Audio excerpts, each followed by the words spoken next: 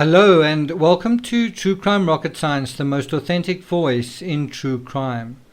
This is episode 14 in the ongoing timeline dealing with JonBenet Ramsey and the events that happened 24 years ago today. Well, on the 23rd of December, something really significant. Okay, so I need to kind of break into the recording and just say that at this point I turned around in my chair and noticed a dead bird lying on the floor, a juvenile dove just lying on the floor. And so that was a bit weird. I sort of wondered whether the dog had brought it in, whether the dog had killed it.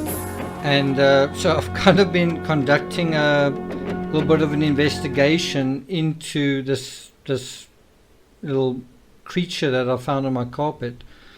I'm actually going to be talking about it on Patreon, just talking about how when you are confronted with an unknown scenario like this, where do you begin? How do you start to tie the pieces together? How do you apply true crime rocket science, and what is true crime rocket science? Like, what are the basics? So I'm going to be doing that just on this very unusual kind of topic. Coming back to JonBenet Ramsey, if you go to the A Candy Rose timeline, which is excellent, it's not only good because of the detail and the variety of sources, but also because it's got quite a lot of very good photos. They're not very high resolution, but they're certainly adequate, of the events within the chronology, right? And I'm going to refer to that in this episode. I'm going to take you through what I call the conventional timeline, and then I'm going to take you into the true crime rocket science version of events, which actually made it onto international media. I'll put a couple of links in the description so you can read about that. But that is something that is not on this A Candy Rose timeline. So if you had to rely 100% on this timeline as the complete narrative, you would miss this part.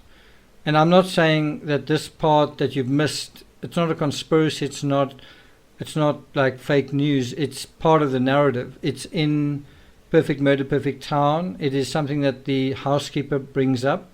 It's something that's kind of well known. It's just something that's kind of been forgotten, something that sort of amnesia has set in and people have forgotten about it. And what is quite interesting is when it made news, mostly in Australian media, New Zealand media, it was treated almost as if it was completely unknown, as if it was a sort of breaking news shocker 20 years later, when in fact people had known it and then forgotten about it, right? And there are quite a few aspects in the JonBenet Ramsey case that are like that, where there's some shocking information out there that people have forgotten about. For example, did I mention the second camera and the photos that were taken in the laundry room in the basement, and the fact that Patsy didn't know anything about them, and the fact that the investigators were asking, well, who would have been taking these photos? Would other children have been taking these photos, kind of thing? And there are other cameras that have also disappeared from the scene. One thing that I think you may notice from the previous video, especially if you clicked on the link, was the sort of video footage of JonBenet at the pageant. And video cameras were sort of quite new at that time. They were sort of state of the art in a way. To us now it's kind of absurd because there was no such thing as a smartphone then, but you sort of had video cameras, and it's hard to believe that Patsy wouldn't have had one herself and recorded JonBenet at all of her pageants. We know that the Ramseys were very much into photo shoots and all that kind of thing. They photographed all their Christmases. And so what about 1996? Where are those photos? Now we get a little bit of photography, a little bit of the last photos of JonBenet at the Ramsey Christmas party, and as usual they are very low quality. They're quite hard to find, and I'm not going to be posting any of those photos here other than the sort of a photo with just JonBenet in it. And the reason is because there are other children in those photos, and I don't want to get into any kind of difficulty with that. So that is another aspect that makes the JonBenet Ramsey case a little bit problematic, is when you're trying to talk about certain things, you can't just refer to certain things anyway.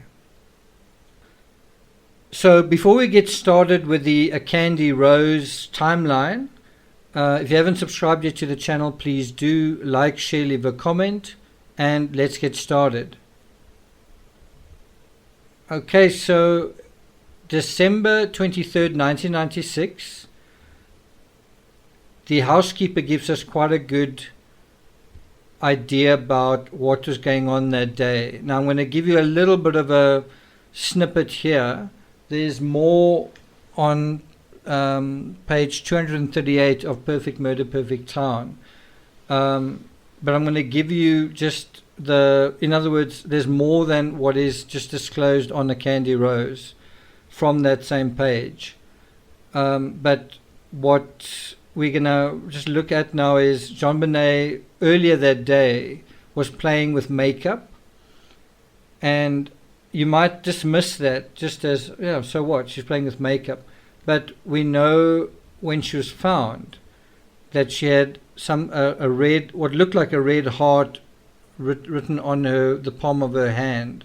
And it's also possible that there was like a stick man next to the heart. So it was almost like either she was saying, I love the stick man, meaning I love someone else, or someone else had written on her hand, I'm the stick man and I love you. I don't know.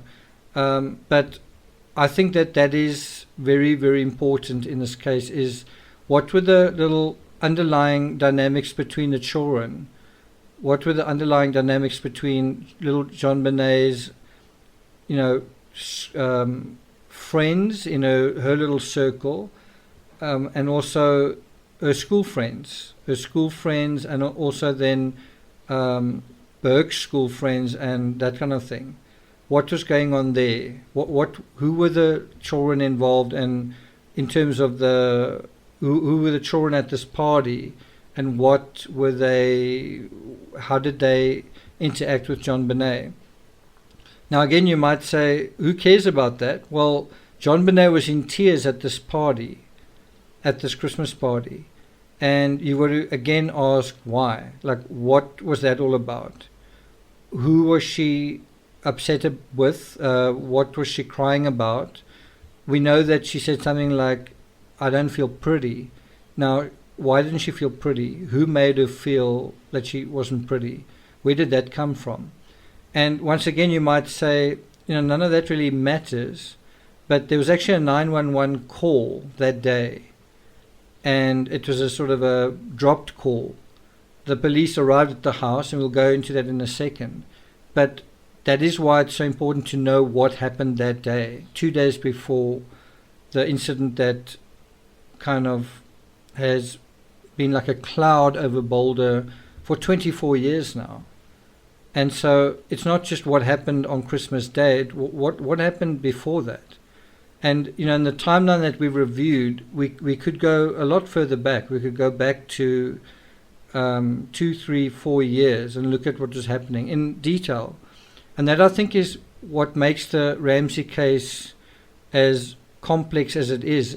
It's not just one piece of the puzzle. You need to fit all couple of hundred to get the mosaic to kind of crystallize into something.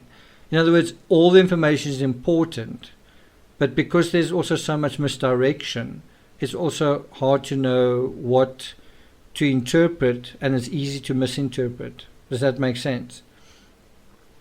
So it's important just on December 23rd, before jumping into the Christmas party, to say what led up to that. And so it starts off with she was playing with makeup. And what I'm kind of getting at here is just the fact that we know that when she was found, she had writing on her hand. And that's the only kind of link that I want to draw there at this point. I think when she was found, she had no makeup on, on Christmas Day.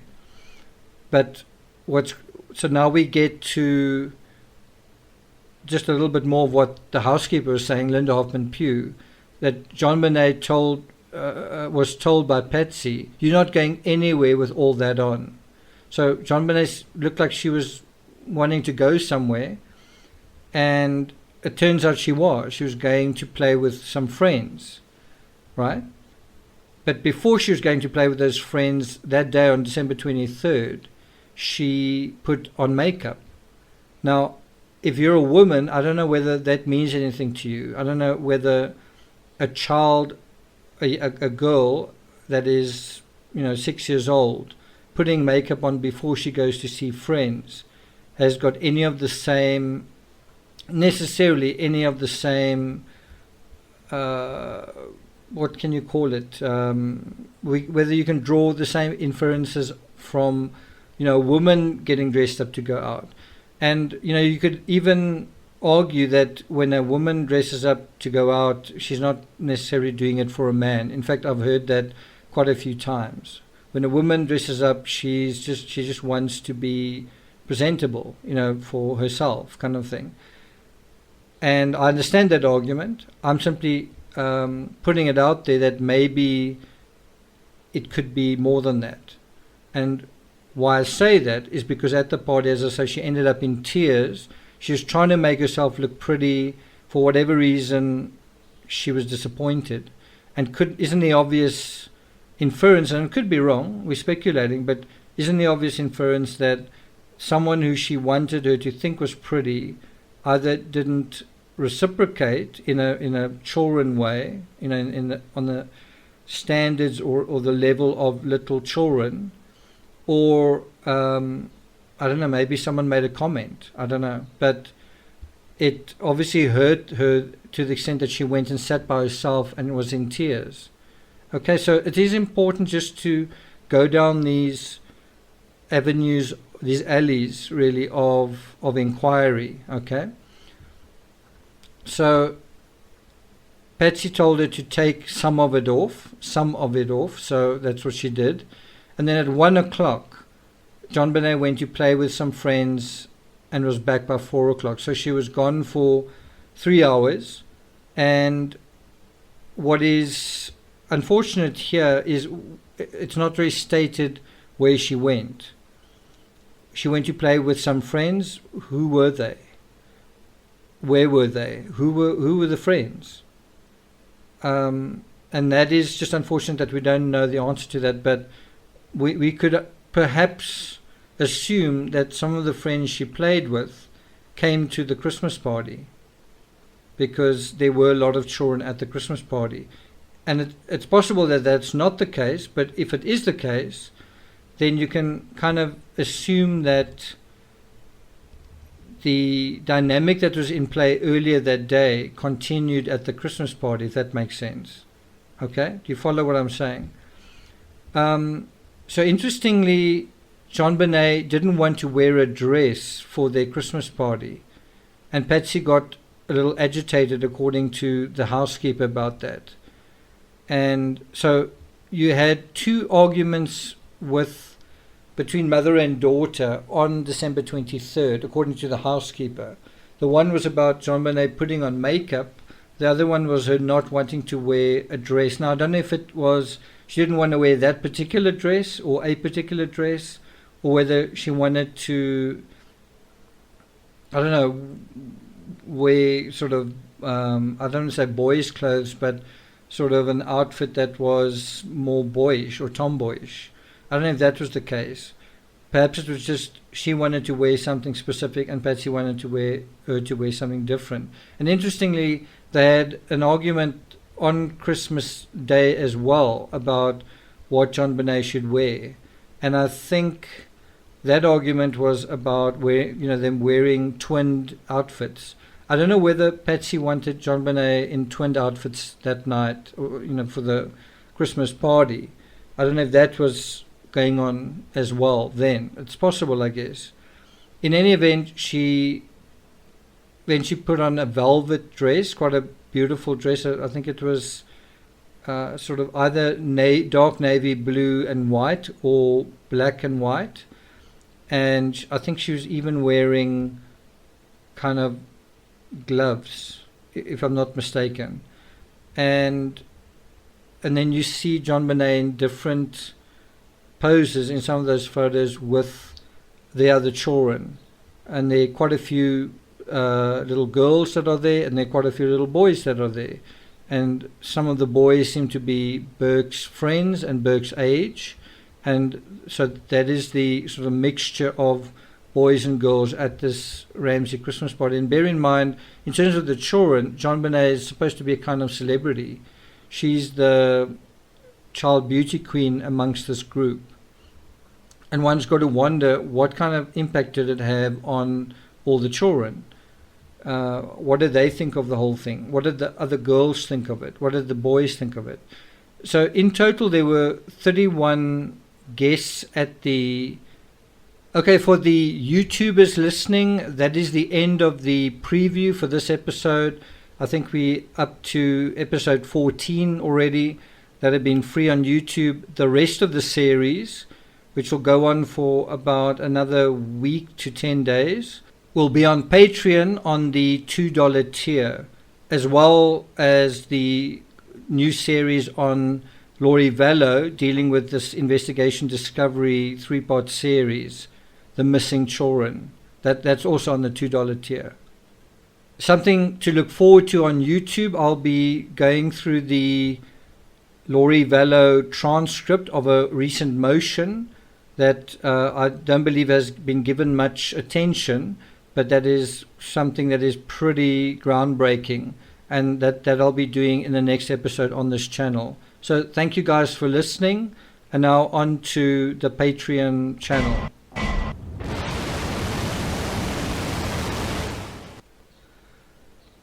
So there were 31 people in attendance for the party: the Whites, the Barneels, the Fernies, the Steins, and the Barbers and all their children, plus